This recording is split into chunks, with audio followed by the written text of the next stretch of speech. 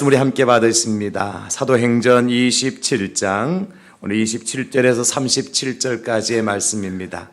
신약성경 사도행전 27장입니다. 27절부터 37절, 신약 236쪽, 제가 가지고 있는 성경 신약 236쪽에 있는 사도행전 27장 27절부터 37절까지 저와 여러분들에게 준 하나님의 말씀으로 믿고 우리 함께 받으십니다. 다 같이 열 나흘째 되던 날 밤에 우리가 아드리아 바다에서 이리저리 쫓겨가다가 자정쯤 되어 사공들이 어느 육지에 가까워지는 줄을 짐작하고 물을 재어보니 20길이 되고 조금 가다가 다시 재니 15길이라.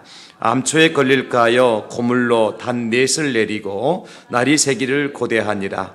사공들이 도망하고자 하여 이물에서 닻을 내리고 채하고 거룻배를 바다에 내려놓거늘 바울이 백부장과 군인들에게 이르되 이 사람들이 배에 있지 아니하면 너희가 구원을 얻지 못하리라 하니 이에 군인들이 거룻줄을 끊어 떼어 버리니라.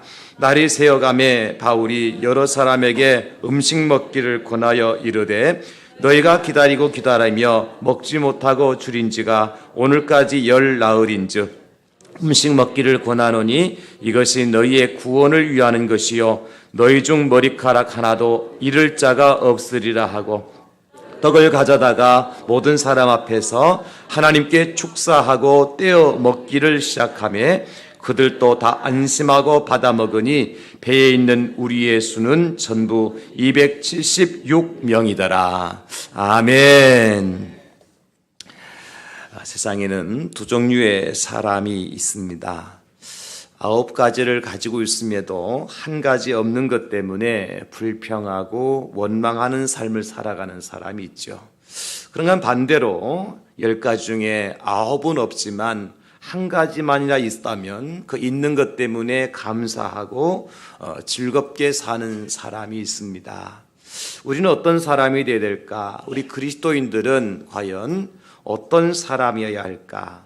하박국 선지자는 3장 17절로 18절에서 이렇게 우리에게 말씀해 주고 있습니다. 비록 무화과 나무가 무성하지 못하며 포도나무에 열매가 없으며 감람나무에 소출이 없으며 밭에 먹을 것이 없으며 우리의 양이 없으며 외양간에 소가 없을지라도 나는 여호와로 말미암아 즐거워하며 나의 구원의 하나님으로 말미암아 기뻐하리로다. 선지자가 처한 상황은 없는 것뿐이에요. 없고 없으며 없지만 그럼에도 불구하고 한 가지 있는 것을 발견했는데 그게 뭐냐면 하나님이 나와 함께 하시더라는 겁니다. 내가 믿는 하나님께 나와 함께 하시더라. 그래서 다 없지만 하나님 한 분 때문에 내게 있는 것 때문에 즐거워하며 기뻐한다. 이렇게 하박국 선지자는 고백을 하고 있습니다. 여러분 그렇습니다. 없는 것 찾다 보면 다 없는 것만 보여요. 그런데 나름대로 내게도 무엇인가 있을 것 같다 싶어서 있는 것을 찾다 보면 있는 것이 보입니다.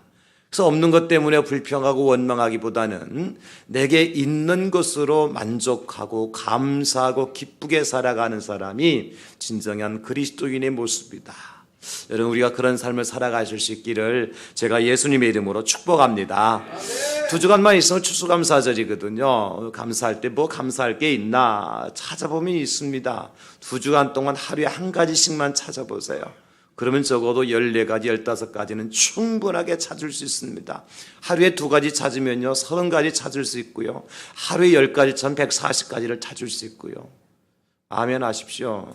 뭐 감사할 거 없는 것처럼 그냥 왜 이렇게 인상 쓰고 계세요? 우리는 감사할 것이 한두 가지가 아니에요. 여러분 그렇습니다. 특별히 오늘은 우리가 이 성찬 예배를 드리면서 정말 최고의 절망 가운데서도 거룩한 성찬 예식을 거행한 바울의 모습과 믿음을 제가 발견하고요. 정말 이게 그리스도인의 참된 모습이고 예수님 한 분 때문에 감사하며 살아갈 수 있는 믿음의 사람의 모습이다 하는 것을 발견하고 제가 은혜를 먼저 받았습니다. 오늘 설교의 제목이 뭐냐면 절망의 바다 위에서 주신 성찬의 은혜거든요. 원래 제목은 이렇게 제가 정했어요. 한번 잘 들어보십시오.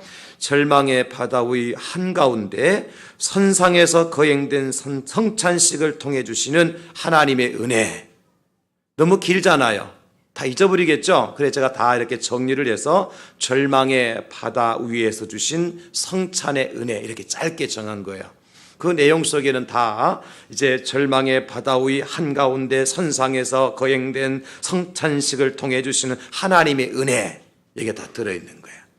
그러니까 하나님의 사람 사도 바울이 이제 마지막 전도 여행을 3차 전도 여행을 마치고 어디로 가느냐면 로마로 가거든요. 마지막 종착진 로마로 가면서 갈 때에 출발은 참으로 좋았어요. 왜냐하면 죄수의 신분으로 압송되어서 로마로 가게 되어 로마 황제 앞에 이제 심판을 받기 위해서 가게 되어지는데 그냥 가는 것이 아니라 그 바울 사도 주변에 호위병을 이제 배치하고 또 이탈리아를 지나서 로마항까지 갈 수 있는 배를 주선해서 공짜로 배 타고 가요.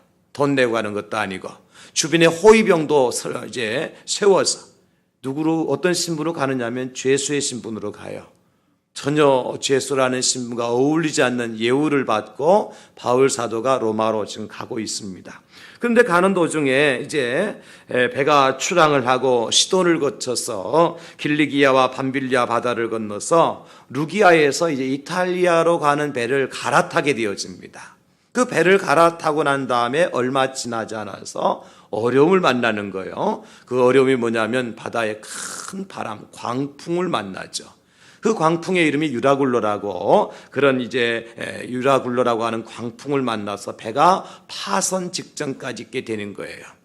특별히 바울 사도가 이제 미항에서 출발할 때에 겨울도 됐고 바람도 불고 하니까 우리 여기서 겨울 지나고 출발합시다 그랬는데 배의 선주와 선장이 무슨 얘기하냐고 우리가 지금 하루 이틀 지체할수록 우리는 손해를 본다고 그러니까 백부장에게 그럴 필요 없다고 지금 바람이 불는데 이것은 남풍이고 순풍이니까 얼마든지 우리가 더 빨리 이탈리아 로마로 갈 수 있는 그런 기회가 있으니까 여기서 멈출 게 아니라 출발해도 된다고 선장과 이제 배를 주관하는 사람들이 그렇게 얘기하니까 어떻습니까? 백부장이야 바울의 말을 듣는 것이 아니라 선장과 선주의 말을 듣겠죠. 그 배가 출항을 했단 말이에요. 출항하자마자 남풍이 변해서 뭐가 되냐면 광풍으로 변화된 거예요. 그래서 오늘 본문에 보니까 열 나흘 동안에 오늘 20절 여러분 앞에 보는 20절에 이렇게 그때 상황을 말하는데 여러 날 동안 해도 별도 보이지 않고 큰 풍랑이 그대로 있음에 구원의 여정마저 없어졌더라. 전혀 구원받을 길이 없는 바다의 광풍 가운데 배가 파손되어서 죽어야 될 상황에 있었다는 겁니다.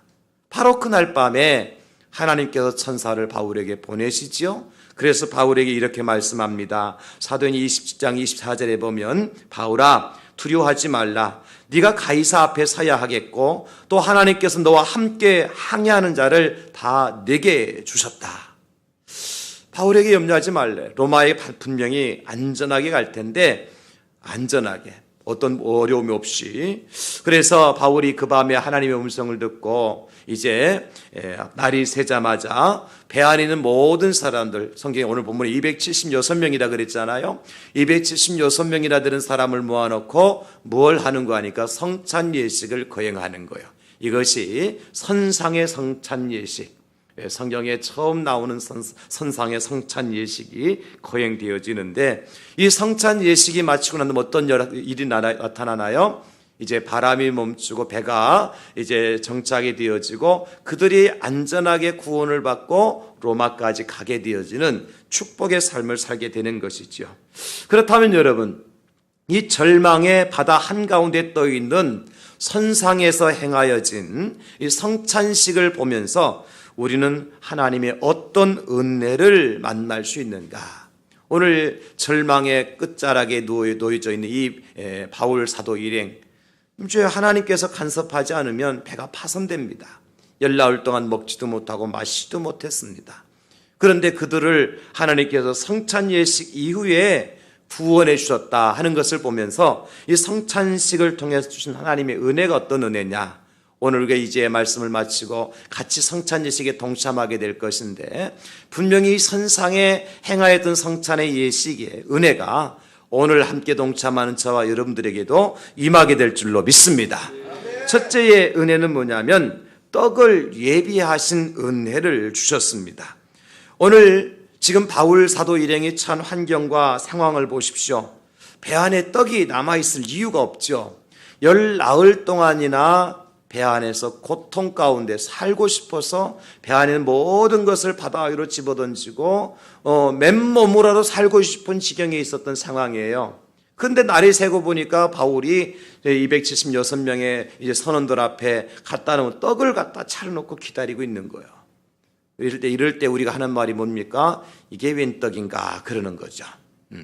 그런데 그 풍랑 절망의 바다 한가위 선상에서 떡이 준비되어 있더라는 거죠. 누가 준비했을까요? 천사들이 준비했을까요? 바울 사도가 준비했어요. 밤새 하나님의 음성을 듣고 이 성찬 예식을 통해서 하나님께 베푸실 은혜가 어떤 것인가를 바울이 되새기면서 이 성찬의 떡을 준비한 것입니다.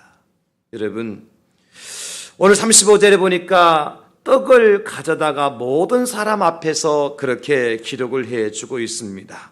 바울이 떡을 가져왔어요. 모든 사람 앞에. 이것이 성찬의 은혜인데요. 당신의 살을 찢으시고 피를 흘려주시기 위해서 하나님의 아들인 예수님께서 이제 그 절망의 한복판에 있는 하나님의 백성들 앞에 찾아오셨다는 것입니다. 이것이 떡을 예비해 주신 은혜입니다. 예수님께 육신이 머물고 이 땅에 오셨잖아요. 하나님이 세상을 이처럼 사랑하사 독생자를 주셨으니 이는 저를 믿는 자마다 멸망하지 않고 영생을 얻게 하려 하심이라. 여러분, 여기 떡을 가져다가 할 때 이 가져다가의 원어는 헬라어로 람바노 이렇게 되어져 있는데 무슨 뜻이냐면 취하다, 잡다 이런 의미를 가지고 있는 거예요. 떡을 가져온 것은 떡을 취하다, 떡을 잡다. 이 잡는 것 손으로 캐치하는 것이 아니라 짐승을 잡을 때 잡는 것을 뜻합니다. 그러니까 예수님께서 우리에게 성찬의 떡을 주시는 것은 무슨 목적이냐면 당신의 몸을 잡아서 당신의 몸을 제물 삼아서 하나님 앞에 올려드리며 동시에 그 떡을 받아 먹는 자마다 생명을 얻게 될 것이라고 약속해 준 거예요. 성찬의 떡은 예수님의 살을 상징하는 거죠. 예수님 당신의 몸을 제물 삼아서 당신을 잡아서 하나님 앞에 올려드리고 우리에게 나눠주시는 겁니다. 그러므로 이미 사도 바울 일행이 유라굴로라고 하는 광풍 가운데서 이들은 이미 죽은 사람들의 나름이 없어요. 여러분 그렇잖아요. 열나흘 동안 광풍 가운데 먹지도 않고 마시지도 못했단 말이에요. 어떻게 보면 그들의 모습을 한번 생각해 보세요. 열나흘이면 14일입니다. 14일이면 2주간입니다, 여러분. 2주간 동안 먹지도 않고 마시지도 못하고 우리는 3일 금식해도 쉬워요, 어려워요? 너무 어렵잖아요. 3일 금식해도. 그것도 편안하게 누워서 금식하고 기도원에 가서 시원한 바람 쐬고 금식해도 그래도 마시는 물을 마시면서 금식해도 힘들다고 하는데 열나흘 동안 배 안에서 말이죠. 광풍 바람이 부는 그 배 안에서 토할 거 다 토해 넣고 살고 싶어서 여기저기 바람이 불면 여기 부딪히고 여기 내뒹구르면서 한번 살아보겠다 몸부림치면서 14일 동안 지나쳐 보세요. 뭐만 남을까요? 해골만 남는 거예요. 이미 그들은 죽은 자들입니다. 그런데 하나님께서 당신의 몸을 제물 삼아서 죽은 자들을 살려주시는 겁니다. 뭘 통해서? 성찬의 떡을 통해서. 여러분 이게 성찬의 큰 은혜입니다. 하나님께서 아브라함에게 명령하시죠. 아브라함아 내 사랑하는 독자 이삭을 내게 제물로 번제로 드리라. 아브라함이 아들 이삭을 데리고 모리아 산으로 올라갑니다. 그래서 아들을 결박하고 제단을 올려놓고 칼로 아들을 잡으려고 하는 순간 하나님 뭐라고 그러세요? 아브라함아 네 아들에게 손을 대지 말라. 그러시면서 내가 이제 네가 나를 이제 믿고 나를 따른 거 알았다 하시면서 수풀을 가르치면서 이제 하나님께서 예배해 놓으신 순양을 아브라함이 가져다가 제물로 드리도록 합니다. 이것을 우리는 여호와 이레 그렇게 얘기하죠. 하나님은 아브라함에게 믿음을 가진 아브라함에게 이미 순양을 예비해 놓으시고 아들 이삭이 아니라 그 양을 제물로 드리도록 준비해 놓으신 분입니다. 하나님이 준비해 놓으셨어요. 이스라엘 백성들이 광야 40년 동안 걸어가면서 마라에서 쓴물을 만나게 되어집니다. 물이 없어 고통당하는 백성들이 물을 마시려고 하니까 물이 써서 마실 수가 없어요. 독이 들어있어요. 그때 백성들이 원망할 때 하나님께서 모세에게 뭐라고 말씀하시는 거 하니까, 모세야, 내가 지시하는 그 나무 가지를 꺾어다가 물에 집어넣어라. 그러면 물이 변하여 단물이 될 것이다. 하나님은 이미 그 광야의 한가운데에 쓴 물을 단물로 변화시키기 위해서 뭘 준비해 놓으셨어요? 나뭇가지를 예비해 놓고 계셨어요. 그 성경에 그 나뭇가지를, 내가 지시하는 바로 그 나뭇가지를 꺾어다가 집어넣어라. 하나님께서 예비해 놓으신 나뭇가지만 있으면 쓴물도 변해서 단물이 되는 겁니다. 여러분, 그렇습니다. 하나님께서 이 땅에 육신의 몸을 입고 오신 분이 예수 그리스도 아닙니까? 그분이 오실 때 어떤 상황이었습니까? 많은 사람들이 메시아를 기다리는 상황 가운데 오셨지만 그 예수님은 결혼을 약속한 마리아라고 하는 동정녀의 몸을 빌어서 이 땅에 오시지요. 그때의 상황은 헤롯이라는 사람이 로마에서 파송된 유대의 총독이었고 유대 나라를 통치하고 있었고요. 왕권을 휘두르고 있었고, 예수님이 오시면 분명히 이제 남자아이로 태어난 사내 아이, 유대인 아이들은 다 살해당해야 되는 그런 상황 가운데 있었습니다. 그걸 예수님께서 모르시고 하나님께서 모르시고 예수님 그 시대에 보내셨겠습니까? 아닙니다. 하나님은 그것을 아시면서도 예수님이 이 땅에 보내주셨습니다. 무엇을 위해서요? 죄악 가운데 고통당하고 죽어가는 당신의 백성들을 구원하시기 위해서 하나님이 예수님을 이 땅에 보내주신 겁니다. 이것이 임마누엘입니다, 여러분. 오늘 절망의 한복판에 있는 바울과 276명의 배 안에 탄 사람들, 이 성찬의 떡이신 예수님 없이는 살 방법이 없는 거예요. 오늘 우리가 살아가는 이 시대가 마치 풍랑을 만난, 광풍을 만난, 유라굴로라고 하는 광풍을 만난 그러한 배 안에 탄 사람들과 비슷하지 않습니까? 우리가 살아가는 세상이 말이죠. 우리 인생의 배가 지금 항해하는 배가 어느 곳에 여러분 계십니까? 여러분 인생의 배가 지금 어느 곳에 정착해 있습니까? 육신의 질병 가운데 있지는 않습니까? 마음의 고통 가운데 계시지는 않습니까?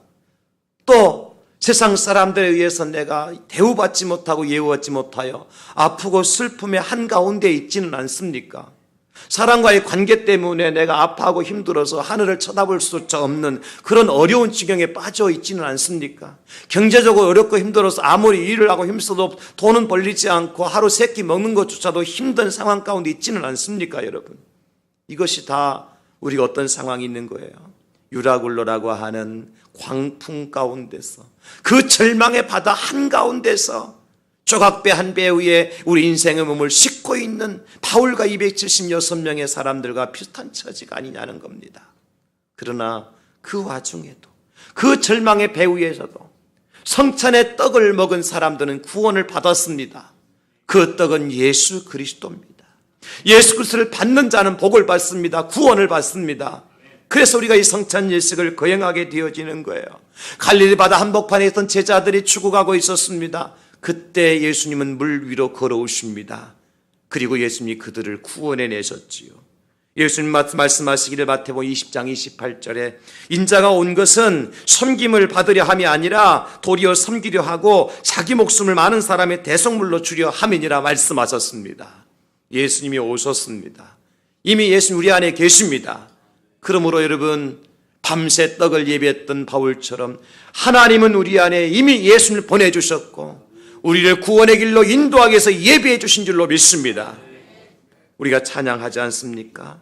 나의 등 뒤에서 나를 도우시는 주님. 평안히 길을 갈 땐 보이지 않아도 지치고 고나여 넘어질 때면 다가와 손 내미시네. 일어나 걸어라 내가 새 힘을 주리니 일어나 걸어라 내 너를 도우리.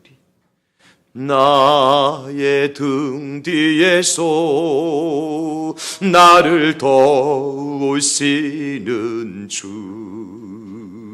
평안히 길을 갈 때 보이지 않아도 지치고 고나여 넘어질 때면 다가와 손 내미시네.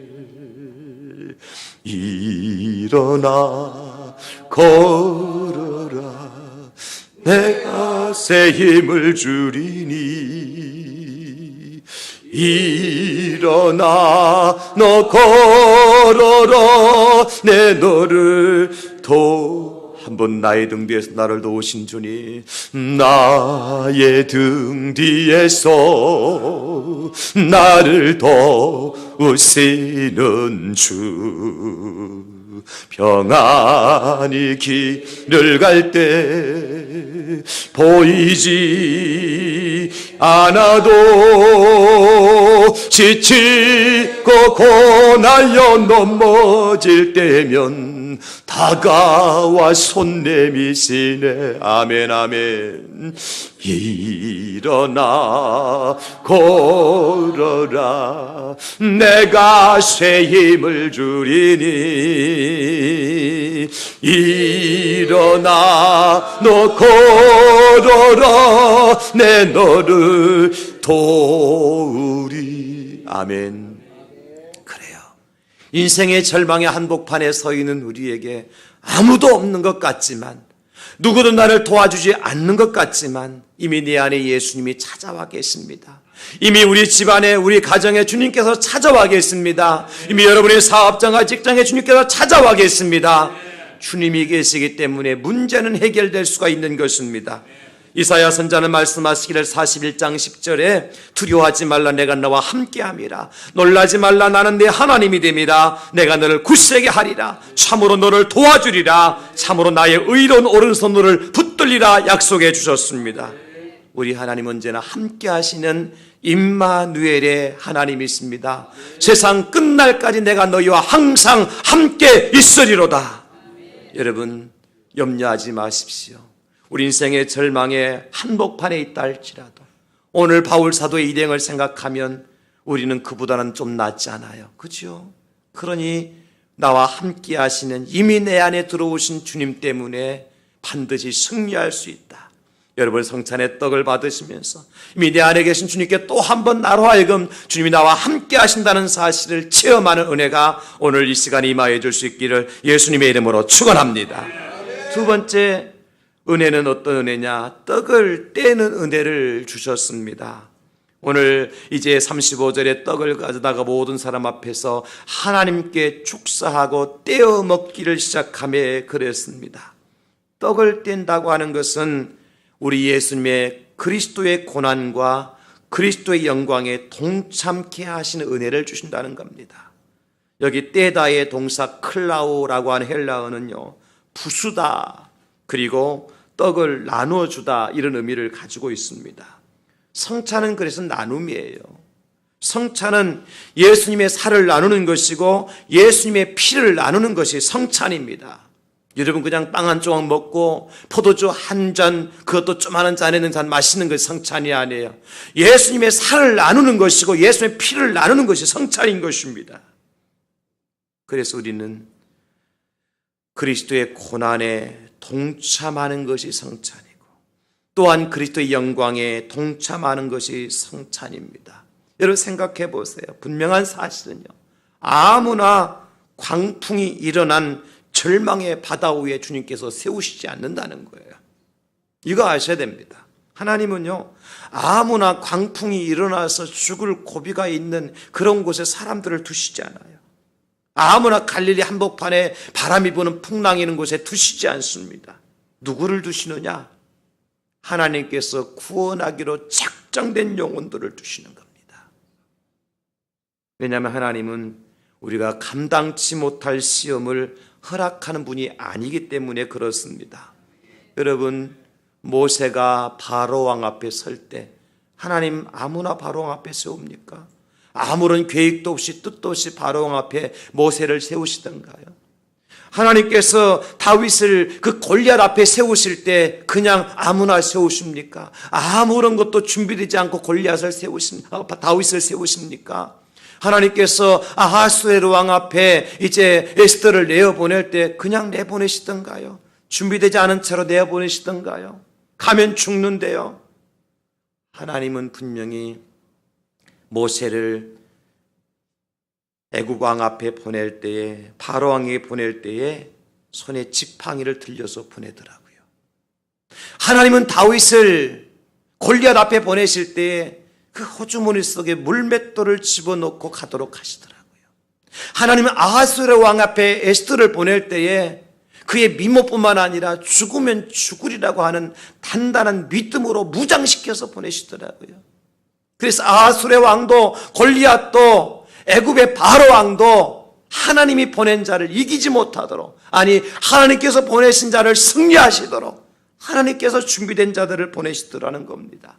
그렇다면 여러분, 우리가 지금 절망의 어떤 바다 위에 서 있다 할지라도 내가 그리스도 예수를 구주로 믿는 하나님의 사람이라면 분명 나에게 무엇인가 하나님께 들려주셔서 보내셨을 것인데, 그것이 바로 떡을 떼서 내 손에 떡이 들려져서 그것을 통해서 승리하도록 우리를 보내신다고 하는 사실이에요. 그러면 우리는 왜 나만 겪는 고난이냐고 불평할 수도 있지만, 고난의 뒤편에 있는 주님이 주실 축복에 있기 때문에, 그 고난의 터널을 벗어나고 나면 영광의 날이 있기 때문에 고난도 주님과 동참하는 것이고 그 영광도 주님과 나눌 수가 있는 것입니다. 이것이 성찬의 큰 축복입니다.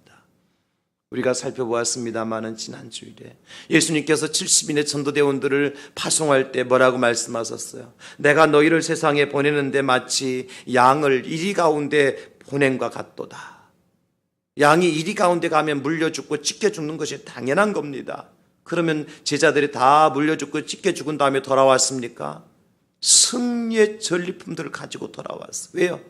주님께서 그들에게 예수님의 권세를 주셨잖아요. 귀신을 쫓아내는 권세를 주셨잖아요. 병든 자에게 손을 놓고 기도한 즉 병이 나는 권세를 주셨잖아요. 보낼 때 그냥 보내시는 것이 아니라 마치 그들이 나가는 길은 평탄한 길이 아니에요. 전대나 이제 가족 부대를 가지고 갈 수 없습니다. 신발도 신고 갈 수 없습니다. 그냥 주님께서 맨몸으로 가라는 거예요. 그 길은 고난의 길이고 좁은 길이지만, 그러나 그들을 그냥 내버려 두지 아니하시고 그들의 손에 들려진 것이 있었습니다. 무엇입니까? 그리스도 예수의 권세였습니다. 그것 때문에 살았어요. 사랑하는 성도 여러분, 원래 성찬이라고 하는 떡은 한 덩어리의 떡이에요. 오늘 우리가 편리하게 성찬 예식하기 위해서 이미 우리 성찬위원들이, 장로님들이 미리 떡을 잘 고르게 잘라서 준비해 놓으셨습니다. 그러나 원래 떡은 한 덩어리입니다. 거기서 우리는 떼야 되는 것입니다. 한 덩어리에 한쪽에서 한 조각 한 조각 떼어서 절망의 바다의 가운데 서 있던 사람들에게 나눠주는 것입니다. 그런데 여러분 보십시오. 지금까지 배 안에 탔던 276명의 사람들은 어떻게 했습니까? 나 한번 살아보겠다고 혼자 살 길을 찾아서 각자의 방법으로 절망의 바다를 이기려고 했지만 모든 것이 다 숲으로 돌아갔잖아요. 그런데 이제는 떡을 떼면서 그들이 무엇을 생각했을까요? 우리는 하나다. 나 한 사람 살고자 한다고 해서 사는 것이 아니다. 우리는 살아도 함께 살아야 되고 죽어도 함께 죽어야 될 공동체라는 사실을 깨닫게 하는 것입니다. 이것이 어디입니까 여러분? 교회입니다. 바로 이것이 교회입니다. 그리스도를 머리로 한 모든 지체들이 하나가 될 때 교회는 진정한 공동체가 되는 것입니다. 예수님의 사랑으로 하나가 되어질 때 교회는 진정한 교회가 되는 것이고, 성령의 능력으로 충만해서 세상을 구원할 준비가 된 공동체는 어떤 공동체냐? 뜻이 마음이 하나 되어져서 연합된 공동체가 진정한 우리 예수님이 찾으시는 바로 그 교회다. 이것을 위해 주님께서 당신의 몸을 찢어서 떼어서 부수어서 나누어 주신 겁니다. 여러분, 우리가 떡을 받으실 때 그것을 기억하면서 받아요. 우리는 나뉘어질 수 없는 하나의 공동체, 고난도 함께 해야 되고 영광도 함께 해야 될 공동체입니다. 그렇지 않으면 우리가 떡을 받으면 아무런 효력이 없습니다. 사랑하는 성도 여러분, 우리가 함께 떡을 나눔으로 예수님께서 세우시려고 하셨던 세상에서 가장 아름다운 바로 그 교회를 세우는 그런 기쁨을 맛보는 저와 여러분 될 수 있기를 예수님의 이름으로 축원합니다. 우리는 하나입니다. 아프면 같이 아파야 되고요. 슬프면 같이 슬퍼야 되고요. 기쁘면 같이 즐거워야 돼요. 그렇지 않으면 그것은 교회가 아닙니다. 분명히 말씀드립니다. 그렇지 않으면 그것은 교회가 아닙니다. 그렇지 않으면 성찬의 떡을 나눔이 아무런 효과가 없습니다. 아플 때 같이 아파야 되고, 힘들 때 같이 힘들어야 되고, 슬플 때 같이 슬퍼야 되고, 기쁠 때 같이 기뻐야 되는 거예요. 이 성찬의 떡과 잔을 받을 때 우리에게 그런 은혜가 임하게 될 줄로 믿습니다. 나뉘을 수 없는 주님의 은혜가 우리에게 임하게 될 줄로 믿습니다. 하나 되는 주의 축복이 우리에게 임하게 될 줄로 믿습니다. 하나님께서 그것을 위해서 오늘 성찬의 예식을 거행하게 하시는 거예요. 마지막 세 번째, 떡을 받아먹는 은혜를 주셨습니다. 이들은 10나흘 동안 아무것도 먹지 못했어요. 그러므로 그들에게 필요한 것이 있다면 무엇일까요? 먹어야 살죠. 먹어야 힘내지요. 먹어야 노도 돋고 먹어야 내릴 수도 있지요. 그래서 하나님 그들에게 떡을 준비해 주신 겁니다. 그런데 여러분, 단순히 육신의 건강만을 위해서 준비한 떡은 아닙니다. 그럼 무엇입니까? 그들에게 영원한 생명을 베풀어 주시기 위한 주님의 은혜의 떡이 바로 이 성찬의 떡입니다.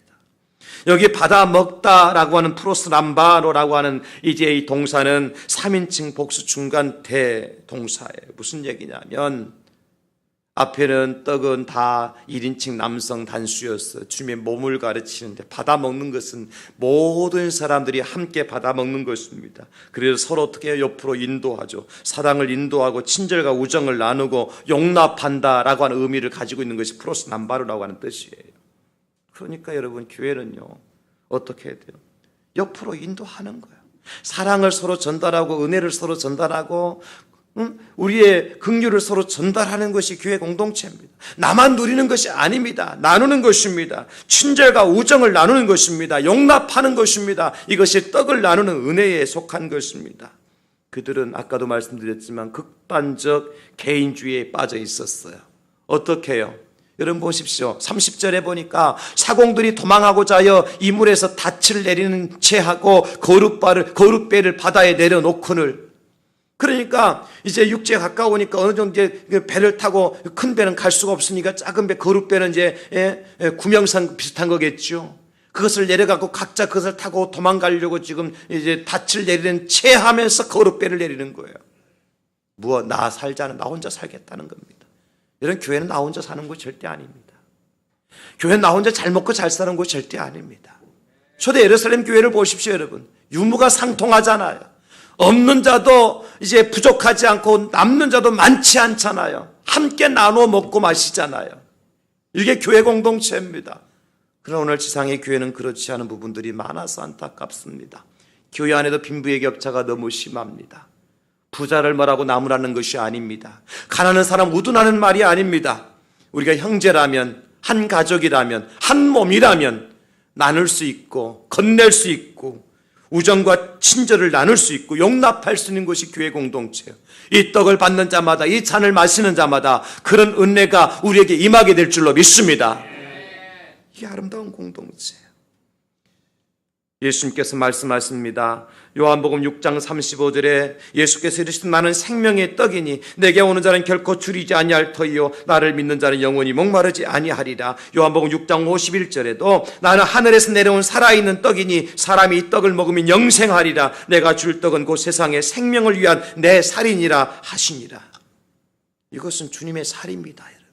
무엇을 위해 주시는 주님의 살입니까? 영생을 누리도록 하기 위한 주님의 살입니다. 이것이 성찬의 진정한 의미고 은혜입니다. 복음서에서 예수님께서 마지막에 만찬을 하신 다음에 성찬식을 거행하셨어요. 그 모습을 보십시오. 언제 그 성찬식을 거행하셨나요? 십자가를 앞에 두고 잡히시기 전날 밤에 제자들과 함께 만찬을 나누고 성찬식을 거행하고 주님은 겟세마네 동산에 올라가셔서 잡히시고 십자가의 죽음을 당하시는 겁니다.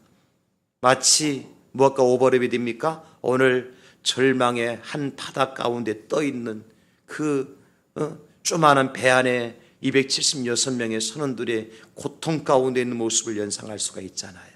절대 평안한 가운데 이 성찬식이 거행된 게 아니에요. 예수님 입장에서 볼 때는 적어도 그렇습니다. 십자가 앞에 두고 성찬식을 거행하셨어요. 그러면 예수께서 말씀하시기를 누가복음 22장 19절에 떡을 가져 감사기도 하시고 떼어 그들에게 주시며 이르시되 이것은 너희를 위하여 주는 내 몸이라 너희가 이를 행할 때마다 나를 기념하라 하셨습니다. 이것은 너희를 위해서 주는 내 몸이다. 예수님의 살이다고 말씀하시는 것입니다. 저는 이 장면을 보면서 이런 말씀의 묵상을 했습니다. 예수님께 당신의 살을 떼어주시고 십자가 위에서 죽으시는 순간 일어났던 것을 제가 묵상을 해보았습니다. 어떤 일이 벌어졌나요? 예수 십자가 달려 운명하시는 순간 땅에 무덤이 열리고 잠자는 자들이 일어났습니다. 마태복음 27장 50절 52절에 보면 그런 일들이 기록이 되어져 있어요. 예수님이 영원히 떠나시고요. 성소의 휘장은 위에서 아래로 찢어져 둘이 되어졌고요. 땅이 진동하며 바위가 터졌고요. 드디어 무덤들이 열리고 성도의 몸이 많이 일어났다라고 기록해주고 있어요. 그리고 53절에 이렇게 말씀합니다. 예수의 부활 후에 그들이 무덤에서 나와서 거룩한 성에 들어가 많은 사람에게 보이니라. 예수님이 십자가에 달려 죽으셨을 때 무덤의 문이 열리고 바위가 터지고 죽은 자가 살아나는 역사가 일어났습니다. 여러분, 이것은 실제 사건이에요. 팩트예요. 사실이에요.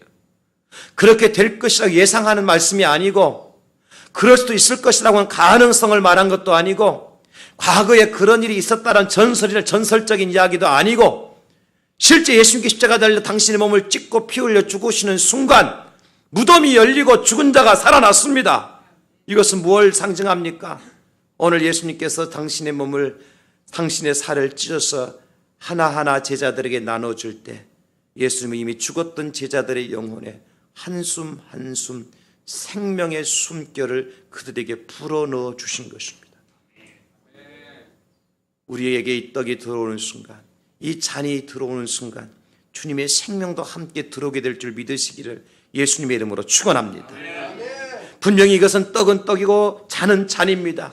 이것은 예수님의 살은 아닙니다. 이것은 예수의 피는 아닙니다. 제가 예수님 피 따라다가 갖다 부은 것이 아니에요. 예수는 살점 떼다가 넣은 것이 아니에요. 떡은 떡이고 잔은 잔이지만 우리가 믿음으로 받을 때 은혜는 임하게 될 줄로 믿습니다. 어떤 은혜예요? 주님의 살의 능력의 은혜, 피의 은혜, 사랑의 은혜가 우리에게 임하게 될 줄로 믿습니다. 사랑하는 성도 여러분, 이 시간 떡을 가지고 감사하기도 축사하신 후에 제자들에게 떼어준 주님, 당신의 생명 없는 자들에게 한숨 한숨 숨을 생명을 불어넣으신 주님, 절망의 바다, 죽음의 바다 위에서 지금 생명의 축제가 열리고 있는 것입니다. 우리도 오늘 이 성찬의 떡을 나눌 때 이 성찬의 은혜가 우리에게 임하게 될 줄로 믿습니다. 단순히 육체 배고픔을 채우기 위해서 먹는 떡이 아닙니다. 여러분, 내 영혼이 살고 내 영이 주님과 교통하고 내 영혼이 새롭게 되어지는 놀라운 은혜가 이 시간에 임하게 될 줄로 믿습니다. 그래서 저는 결론적으로 이렇게 말씀드리고 싶습니다. 믿는 사람에게는 영원한 절망은 없다.